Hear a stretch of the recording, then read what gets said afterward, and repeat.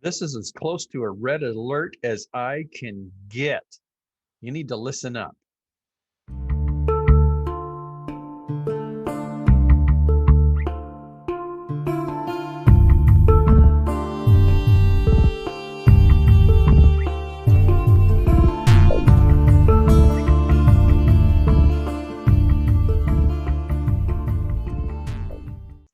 Okay, before I get into this, I've just posted a video for this evening. It will be aired as a premiere at 7 o'clock Central Time, and it is called The Two Risings.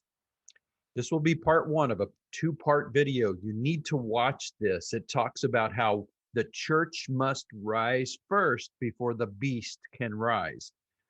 And it's from Daniel chapter 7 and Revelation chapter 13, and you're going to want to watch that. Now, what's going on that I have a red alert? I just saw this on I-24 News, and you need to hear about it because of the things that have been happening in the Middle East over the last few days. Everything is speeding up. You know, I've been talking about acceleration, and other watchmen have been talking about the acceleration that is happening. Well, my goodness, the pedal is to the metal. This is from I-24 News. The headline is this: Gantz issues stark warning, Iran only 10 weeks away from nuclear breakout. Did you hear that? 10 weeks away from nuclear breakout. Here's what the headline says. Israel's defense minister, Benny Gantz, told diplomats from countries on the United Nations Security Council Wednesday that Iran is as few as 10 weeks away from acquiring weapons-grade material necessary for a nuclear weapon. Now, they have everything in place. All they need to do is achieve weapons-grade material in the production of their refined uranium. Once they have that, they put it together, they've got the ability. Gantz insisted that the Islamic Republic was increasingly emboldened in its actions across the region, including the recent attacks on maritime vessels in the Gulf of Oman, a sentiment that Foreign Minister and alternate Minister Yair Lapid, who was also at the meeting, reiterated, labeling the UAV strikes as a matter for the international community.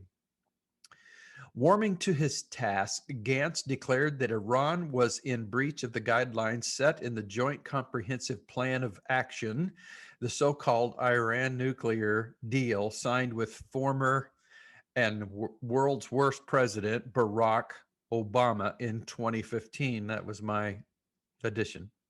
The senior Israeli cabinet members wished to draw the ambassador's attention to the precise nature of the Iranian threat, and not only from the perspective of the existential challenge that a nuclear Iran would pose to the Jewish state.